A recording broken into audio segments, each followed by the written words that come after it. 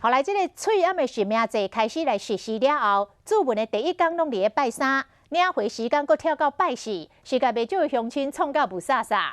卫福部讲，为第7轮开始，这个注文甲领回日啊，拢要刷到礼拜一，互大家较好记住咧。另外，这个儿童翠暗为昨开始已经恢复购买年龄的限制，16岁以下健保卡才会当买儿童翠暗。是中童的哦，大概8到10岁。哪一个小朋友是星期几呀？哪个小朋友大人是星期几啊？都有一个本事再记就对了。都有登记呀。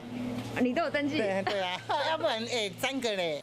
阿嬷有够厉害，已经遮济岁啊，替孙仔买翠暗拢记甲真详细。不过袂少人一日无用，网络注文甲领回日子拢查袂清楚。你是日期13号才到哦。你前面没有间隔7天，是不是？像讲第6轮的注文4月22拜3开始，到4月24拜5，不过取货却是为4月30开始到5月13，若袂记日子，真正就无法度啊。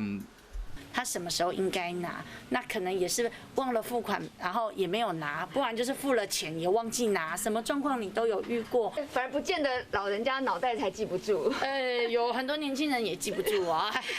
卫福部有做调整，第7轮开始注文甲取货一律拢刷到拜一，像注文是5月初4到初6，领货是5月11到5月24，安尼就加正好记。要替囡仔买翠暗的大人，唔通白走一逝。23开始恢复儿童翠暗买年龄限制，你就要早16岁以下健保卡，才到买到儿童的翠暗。